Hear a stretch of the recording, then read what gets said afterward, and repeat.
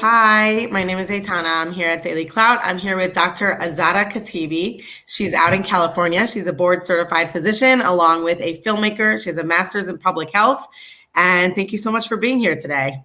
Thank you so much for having me, Aitana. I'm really, really excited to be here and have a great conversation.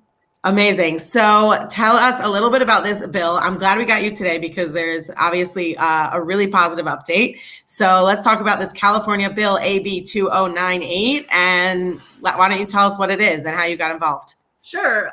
So with COVID, there was a slew of bills in California that I considered really bad bills. And as I found out more and more about them, I got very concerned. And so I started advocating just, out of my bedroom, really, like setting up Zoom meetings with my representatives and their offices, my state assembly member, my state senator, and talking to them about my perspective as a physician, as a mother, as a citizen of California, and how these bills were going to be really detrimental to health, medical care, also maybe not fiscally responsible, also reactionary. And one of the bills was AB 2098. And so this bill was basically one that said that doctors, whether they're osteopathic or allopathic doctors, will be considered unprofessional if they give out disinformation or misinformation about COVID-19 specifically, and they can have their license taken away. And on that, from the outside, that looks like a good idea. I don't want a doctor saying misinformation or disinformation, but of course, what we've known over the past several years is that he decides of these things, the definition and is what's important. And when I saw their definitions, I said, this is a bad bill and we need to fight it. I need to fight it. So, when you feel something so great in your heart that you have to do something about it, you become kind of unstoppable in that. And you're like, this is wrong. And this is taking society in the wrong direction. It's taking society in the dystopian direction where the government is now defining what is disinformation and misinformation in a really irresponsible way that's really vague and broad and gives them a lot of power to go after people that they want to target. And so I started making, in addition to meeting with my representatives, I emailed the governor's office. I started, talking about it on social media. And there were times when I felt I'm so small. I'm such a small person. I'm just one person in my bedroom doing this stuff, right? Like on my free time, like how can I make a difference? And I think this is a great message that I want to spread is you take action within your sphere of control, within your circle of control, and you keep acting and adjusting and following. And I really also aligned myself on a mind, body, spirit level to kind of be strengthened and fortified and balanced in that way and centered through my daily practices. And as I did that, I just saw that my productivity in this realm increased and my sphere of influence increased. And I got the opportunity to join this lawsuit because I was being active about it, because I was, talking about it and also going to some protests. And I joined the lawsuit, got teamed up with Janine Muniz with New Civil Liberties Alliance, which is a legal nonprofit. And we decided to sue the state of once Gavin Newsom signed the bill into law. We decided to sue the state of California and the Medical Board of California. Well, that's quite a journey. Where are you at now? So how did this bill what kind of response did it get? Well, so the bill actually, there was like a vaccine working group in the state of California, a group of senators and assembly people, some of them who were doctors as well, who I like to think and hope that they're motivated by wanting to do the right thing, but their vision of the right thing was creating a slew of bills that were doing things like creating vaccine registries for the state of California, and also this law, AB 2098, lowering the age of vaccination to 12 in the state of California, which I thought was like mind-boggling, right? For the parent not to know what's going on with their child's medical care, not knowing if their child's getting vaccinated at a school in order to get pizza as a prize, right? It just was like crazy. So this is one of the bills that came out of this vaccine working group. So it kind of was making its way through the legislature. And I was really concerned because I saw that there's, like, especially unfortunately, COVID's become so politicized that, Democrats think that if you're on one side, and then the Republicans often think on one side, and it's the lack of nuance and thoughtful discussion gets lost. And so I had a feeling that it was going to pass because we have a larger Democratic presence in our legislature. And it did get passed. And it was amended initially along the way because the scope of the bill was so huge before. It was like, any doctor who basically even publicly speaks, we can go after them and take away their license. That's crazy, right? That's the government going after your ability to speak in public. I mean, it's beyond crazy. They thought that was okay, that they didn't realize, oh, that's a First Amendment violation until later on when they tried to actually enact it. They're like, oh, this is a First Amendment violation? We can't keep doctors from like saying things in public? Okay, well, let's just try to reduce the scope, because we have to reduce the scope of the bill to the patient-doctor relationship, because that's a place where the medical boards can regulate the professional conduct of doctors. And so they reduce the scope of the bill, but the problem with that is now you're getting in between the patient-doctor relationship and preventing individualized care. And so once that scope of the bill got reduced, then it got amended. The medical board had some say in what language they wanted to be added to it before they gave their public support closer to the end when it was being voted on. They added this phrase. So the definition of misinformation in the bill is giving false information that's contradicted by contemporary scientific consensus, contrary to standard of care. And I read that, I was like, that doesn't make grammatical sense. It's a convoluted word salad. Yeah, exactly. You want laws to be clear. And actually what the state, and actually what the Constitution and the law of the land says, or at least maybe not the Constitution, but what the interpretation that they have is that any law that gets put on the books needs to be understood by someone of average intelligence. So laws need to be not, as the judge said in our case, they don't need to be mathematically precise and perfect, but they need to have some level of being able to be understood at a generally, good, healthy, precise level by the general population. They need to have common sense. Yeah, it needs to make a little bit of common sense. I love it. Like convoluted word salad. That's really great. So we decided to sue a great group of doctors, really smart, ethically minded, caring, nuanced thinking doctors who also were, a lot of people keep their mouths shut. A lot of my friends are afraid to speak out right now because they're afraid of getting canceled. They're afraid of losing their jobs. They're afraid of being reported to the medical board. I have friends of mine who are physicians who say, keep your mouth shut. Don't say anything, Well, they know. Or they steer the conversation away from the topic, or they avoid the topic, or they refer the patient to their primary care doctor and kind of dump the problem on someone else because they don't want to get in trouble. When that is happening, it's no longer ethical medicine. Why weren't you afraid? I'm in a position where I've gone through a lot in my life and realized that what I need to do is speak with purpose and speak with my heart and do the right thing instead of being so afraid. And certain things, personal things happen in my life to kind of set me up for that. I also don't work for a hierarchical institution, which so many doctors are now working for, right? Where it's corporatized medicine, where they're afraid to lose their jobs if they don't follow the for lack of a better word, for the narrative, the guidelines, the story, the decisions of that hierarchical organization.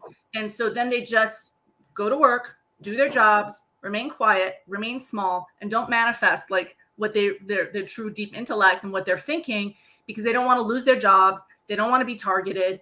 And also the problem is that these hierarchical organizations, corporate type structures, they're following different incentives than maybe a regular doctor in private practice does, right? And the ones treating the patients are not necessarily the ones making decisions. In fact, they're often not the ones creating protocols and making decisions. Right, because of the hierarchical nature and because of the financial setup of these institutions, It's administrators as well as doctors who are kind of coming together, like the head doctors coming together to create policies. And those policies may not end up being in the best interests of free speech. So these doctors, the doctors that are stuck within the system, are they aware that we're having these conversations? Are they aware of how many people are turning away from them in terms of trust and, just really forging our own path in terms of how we view medicine and health? I think some are, and I've definitely gotten on like various Facebook groups and on my social media, and also my friends just messaging me and being like, thank you so much for speaking out. I can't speak out. I'm so glad this is happening. What's happened to free speech in America has become so bad. So I think some are aware. I think the lifestyle of medicine for many is so busy that you just go to work, do your job, and come home, and you take care of the patients, and you don't have time for advocacy. You don't even have time to enlighten yourself about these issues, or if you do, it's just real quick, hearing it on the radio on your commute to work, and then all day you're taking care of people. You're saving lives or saving eyes or whatever you're doing. And so the nature of the work, like so many people's work, doesn't lend itself to being an advocate on a larger basis. But I assume that they know that there's discussion happening, but the extent of it, I'm not sure. Interesting. So can you tell us what happened this week with the judge in California?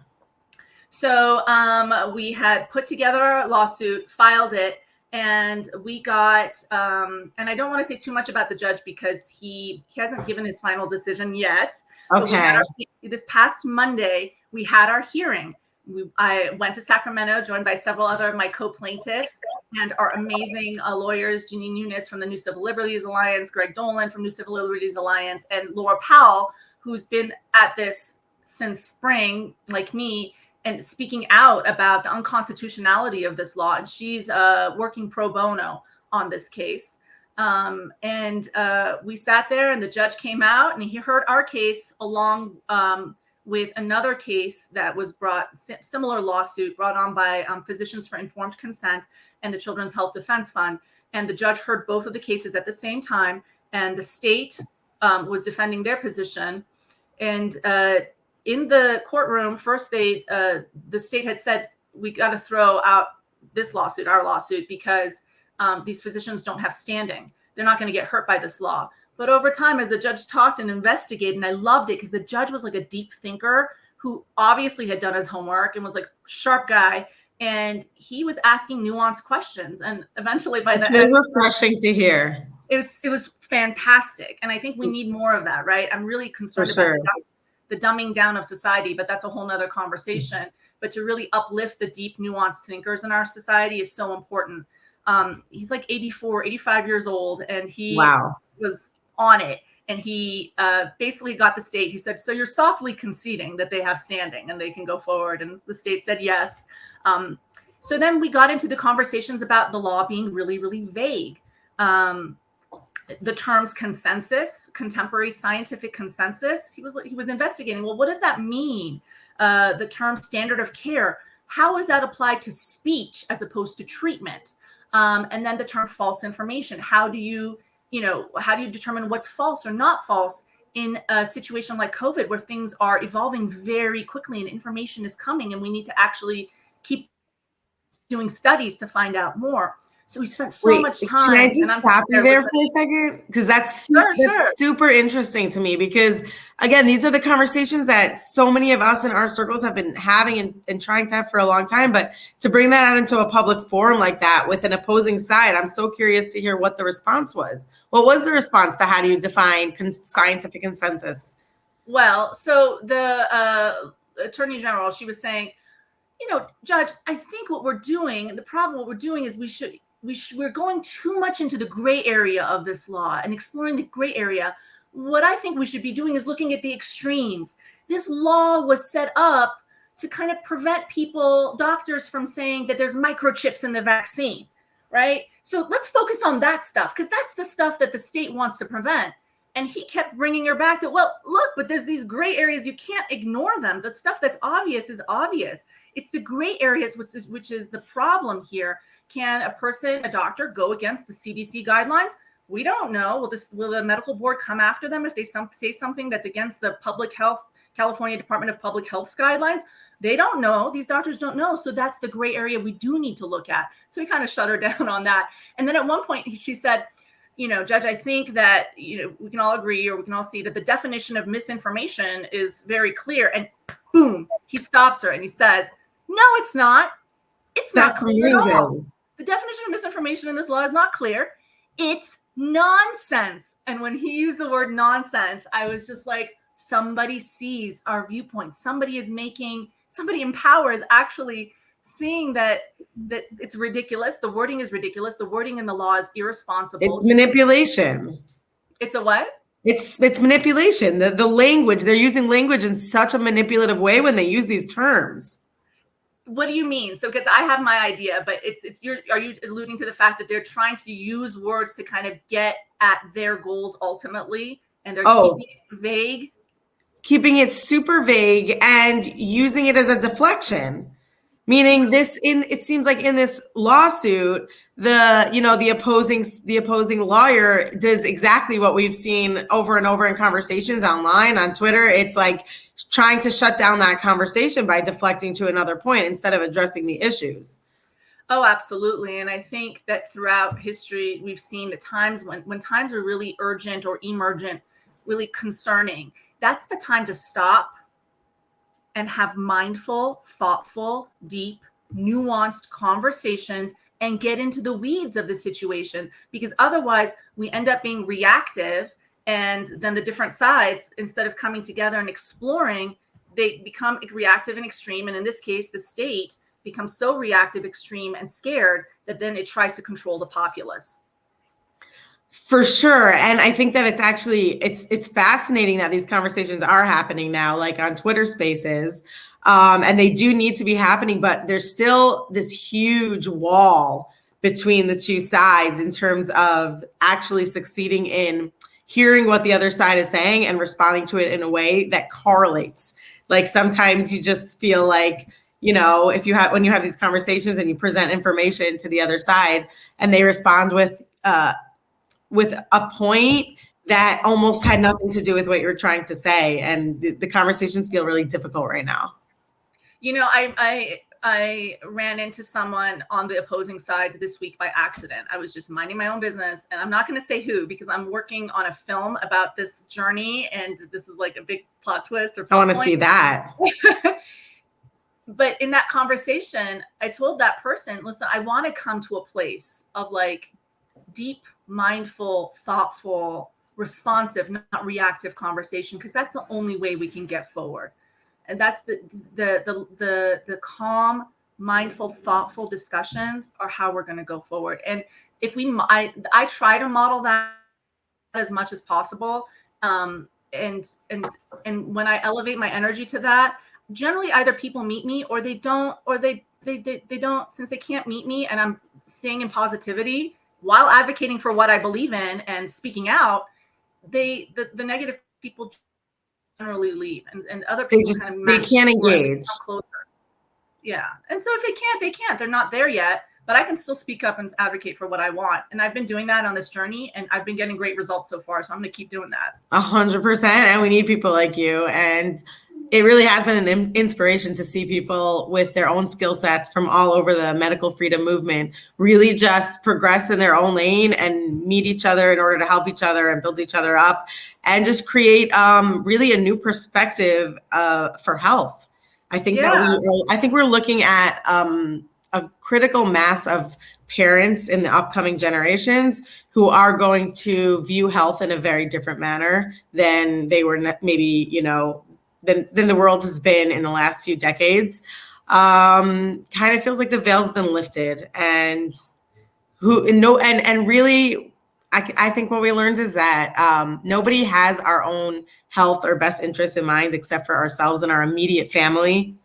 And that means that's really and well-meaning people who truly care about you, but it takes for time sure to figure out who those people are. Yeah. Yes, and I would include those people as friends and family, meaning that that close circle of people you're with really care about your health, and you really care about your health. So why would you ever put decisions about your health into the hands of somebody who your health is not their first priority. Right. And that's just a whole new way of looking at things, because anybody who is giving you advice, but you're not their first priority, why would you listen to them instead of trying to figure out who does have your health as first priority, as well as someone that you can trust to be educated enough in whatever you're seeking advice for. I think what you were saying about the veil lifting is so beautiful. I went through a very serious illness. And actually, one of the things I say in the law is that I'm a patient. And as a patient, not in the law, in the lawsuit, that as a patient, I really need to be able to trust my doctors. And the judge said, Plaintiff Khatibi is a physician licensed by the medical board, but she asserts standing as a patient on the basis of AB 2098 interfering with her right to receive information from her doctors. So he declared that I have standing as a patient. Interesting. So, and as a side note, the First Amendment issue is that the government can't interfere with your right to say something within reason, but also the government can't interfere with that person speaking, because they're also interfering with the listener's First Amendment right to hear that information. So as patients, you have a First Amendment right to hear what your doctor is saying. And so the government and this law is actually interfering with that too. But going back to the veil lifting, with the serious illness I had, I was just like, why me? Why God? Like, this doesn't make sense. Like, I'm such a good person. I've done things so right? I've done everything that I'm supposed to do, until I realized the lessons and the gifts and the silver lining and why that happened in my life. And I've made tremendous changes, and it was an awakening for me. Changed my life, changed my diet, exercise, like stress, all of that. I changed dramatically, and also childhood wounds, all of that stuff we can get into in another conversation. But the same thing I feel is my life is much better in some ways. There's some difficulties, but there's so much better in some ways. And I think COVID, with the veil lifting, it's been a really tough time, and there's some bad things that have happened, but there's also the silver linings to it, which is one of them is this veil lifting and us becoming more aware of the powers that be and how they're actually guiding our lives in ways that may not be good for us. And an example of this is laws like this that interfere with the patient-doctor relationship. So I really hope that we can become more autonomous individuals and more advocates for ourselves, and speak up and become more aware as a general populace. Yeah, for sure. I agree with all that. And I hope that moving forward, this medical freedom movement really gains a hold and forges a new path towards the way we view health. Yeah, me too. So just to summarize, what happened is on Monday we had our hearing, and it looked like it was going. I was kind of tense and nervous about it, but my lawyer said it's going well, so I was like, great. And then yesterday we got the news that the judge had granted our motion for a preliminary injunction against AB 2098. So we first had the lawsuit, and then we also filed a motion for a preliminary injunction, which means that while the judge is deciding that the government can't come after us and enforce this law, and he granted it based on the 14th Amendment, the fact that the law is so vague that we can't understand exactly what the law is. And so he didn't even talk about the First Amendment issues right now. And he's going to be now writing his decision and hopefully also talking about the First Amendment issues, in addition to the 14th Amendment due process vague law issues. But so he granted it, which means that the government, its agents, its officers are prevented from enforcing AB 2098 against us. That's a great sign. And so we were so happy yesterday. My Twitter was blowing up. And I just really, I'm just so glad that there's some critical thinkers out there who see. And, you're not just someone at home with a laptop. I mean, you are, but that can create change, like actionable change, which is very cool, very exciting. Congratulations on that result, at least for now, because that's really a step in the right direction in a huge way. So it means that the doctors cannot be penalized by the state for whatever it is this law is trying to tell them at this point. Right. And while so the I'm lawsuit not clear if proceeds. So it's what's the just next us. step in the lawsuit?